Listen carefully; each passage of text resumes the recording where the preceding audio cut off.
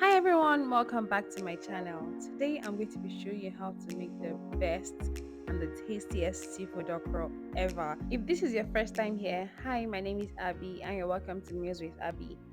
First off, I'm going to show you guys all the ingredients we're going to be using. First is the okra, of course, and I'm going to be chopping this in two ways. I'll show you guys later on in the video, so ensure you keep watching. The next ingredient is snails because we're making seafood, and the proteins I'll be using are snails.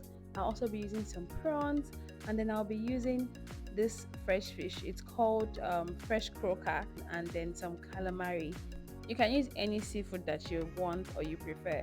For the pepper mix, I'm going to be adding one chili pepper, and then I'll be using a combination of the red and the yellow pepper. I like to use this combination because there's this flavor that you get from this yellow pepper that is really good. I'll be using one onion bulb. I'll also be using uziza leaves. You can use scent leaf or ugu, anything you like to add. Crayfish is very important, enough crayfish. Then for the seasoning, I'm going to be using regular seasoning and fish seasoning. This is just to enhance the taste of the fresh croaker and the seafood vibe. Salt and then a little bit of pepper soup spice. This is a game changer, trust me guys. Now I'll go ahead to clean my prawns, and I just thought to show you guys how to properly devein your prawns. When you buy prawns, you need to devein it. I've been to some restaurants and when I ordered prawns, I realized they did not devein their prawns. So I just thought to show you guys how it's done in case you do not know. So when you get your prawn, after taking out the shell and washing it, you're going to cut it through at the back. There's a line that is going to help you. Use a paring or a utility knife, just like a small knife, and push through. Can you see that vein? You need to take it out. Now the vein is out of it. It is now clean. I'm going to be doing it again to show you guys. So just follow that line like I said, cut through, and then you take out the vein. For this vein, can you see that it is not dark? So it might be tricky and then you might not notice, but please always take out the vein from your prawn.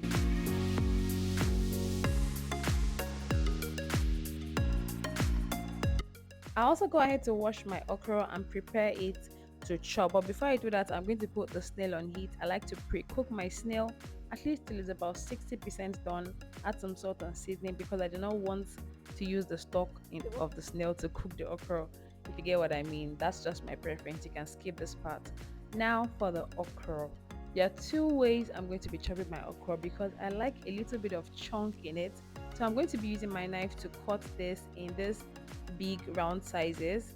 If you like your okra to be just very smooth, you can skip this process. But this adding this chunk actually makes a difference. It just makes it crunchy.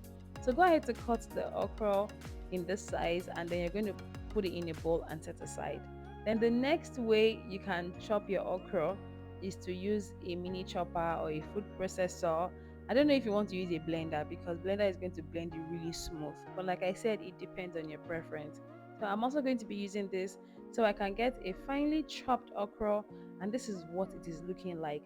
Now this either this method or the other one, both of them do not affect the viscosity or the sliminess of your okra. In case you do not have a mini chopper or a food processor, don't worry, just grab your grater. This is what our mothers used to use for their okra, but technology has come to make life easier. But if this is what you have, just use this sharp part, grate your okra. You're going to achieve almost the same result as when you use a food processor or a mini chopper, just that it's going to take a longer time. So once that is done, set your okra aside. Now I'm going to go ahead to chop my peppers. I'll be using my mini chopper for this. You can also use your food processor or blender. Just blend your pepper with the onions, and I like to blend mine or chop mine rather to have this rough texture so that it's going to look beautiful in the okra. It's just my preference. You can do it smoothly. That's what you want. And now let's go ahead to prepare the okra.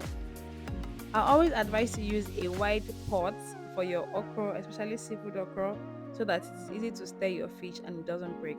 Add in your pre-cooked snail, add your pepper, add as much pepper as you want or you prefer. I like a little bit of heat. Add in your water, and then you're going to season with the salt, the seasoning powder, and the crayfish. If you're not going to be using snails for your seafood, you can just go ahead to add all the proteins, your fish, your prawns, and all of that because they do not take a lot of time to cook. So you do that and add in your water. But because I'm using snail and this needs a little more time to cook, I'll be cooking this for 10 minutes first before I then go ahead to add the other proteins.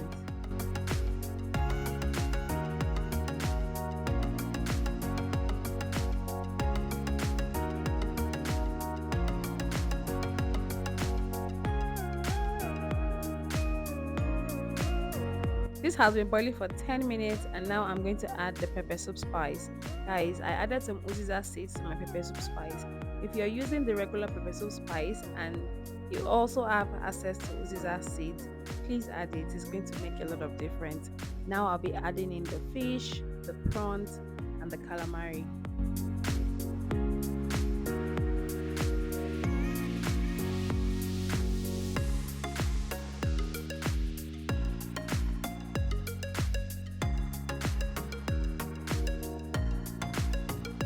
After adding all the seafood I want to add, I'm going to cover this and allow it to cook for another 8 to 10 minutes.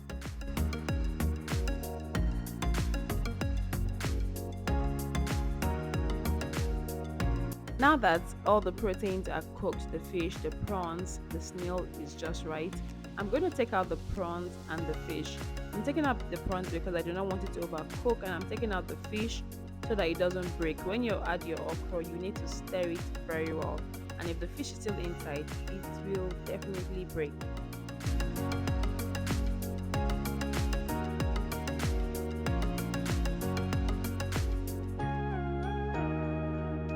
At this point, you're going to taste for salt and seasoning. Once you're satisfied with it, go ahead to add in the okra. The first okra you'll be adding is the smoother one. Add it and then give this a good mix.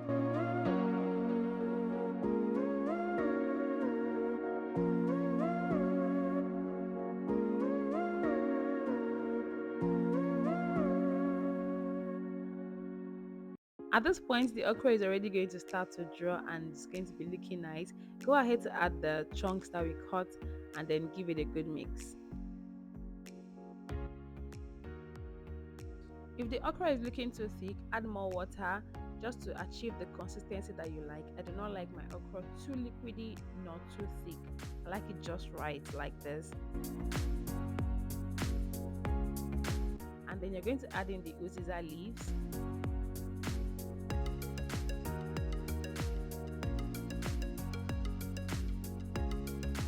Add back the fish and the prawns and then you carefully give it a good mix. Guys, you want to ensure that your heat is on the lowest at this point.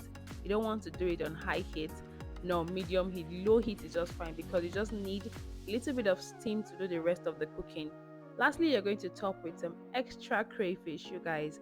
This elevates the taste of your okra soup. For any soup, this is like icing on the cake. So add the crayfish. Once you give it a good mix, turn off your heat. The steam from the pot is going to do the rest of the cooking. If you overcook your okra, it's going to stop the drawness, if that makes any sense. If you're wondering why I did not add palm oil to my okra, this is a game changer. This is another way to make your okra in a healthy way and the taste is just as good.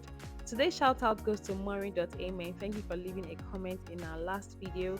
If you'd like me to give a shout out, please leave a comment in the comment section and I'll randomly pick and give a shout out because I love you guys. Can you see how beautiful this okra is looking? You can pair it with any swallow of choice. I paired with yellow gari and it tasted amazing. If you haven't subscribed at this point, don't forget to hit the subscribe button, like this video, share and leave a comment. Thank you guys so much for watching. I'll see you in my next video. Bye.